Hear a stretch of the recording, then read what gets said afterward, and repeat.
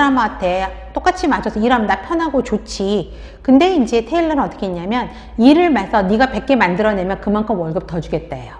그죠? 그래서 테일러리즘의 가장 대표적인 게 생산성 향상을 위한 차별급 성과급 제도를 만든 거죠. 그리고 일 많이 하면 너 100개 만들면 내가 월급 2배 줄게. 그 다음에 50개 만든 사람한테도 네가 지금 현재 얼마를 받고 있는데 네가 열심히 해서 숙달이 돼서 잘하면 내가 월급 더 줄게. 그러면 사람들은 동기부여 될 수밖에 없어요. 그렇죠? 그럼 또 열심히 배워서 생산성 향상을 위해서 노력한다라는 게 과학적인 관리론의 특성입니다.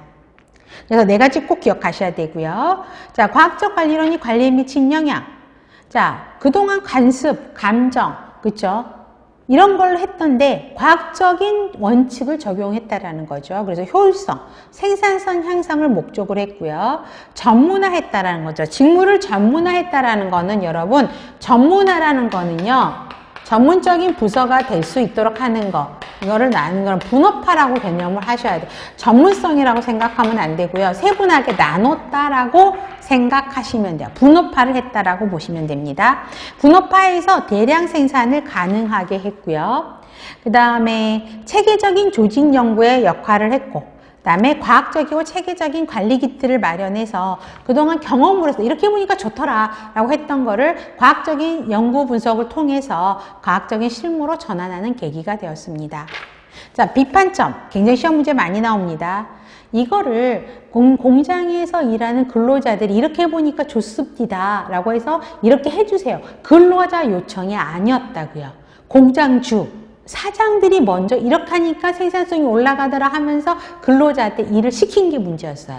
그렇기 때문에 관리자의 일방적인 명령과 통제에 의해서 관리가 이루어졌다라고 이야기하고요. 그 다음에 니은번 별표하세요. 자, 간호관리에서는 시험 문제가 멋멋이 아니라 이러면 시험 문제야. 틀린 문항으로 나와요.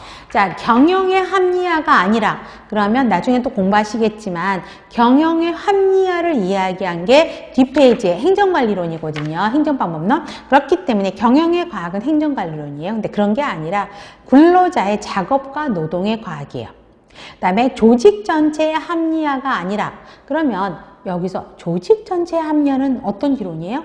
행정관리론이에요. 그죠?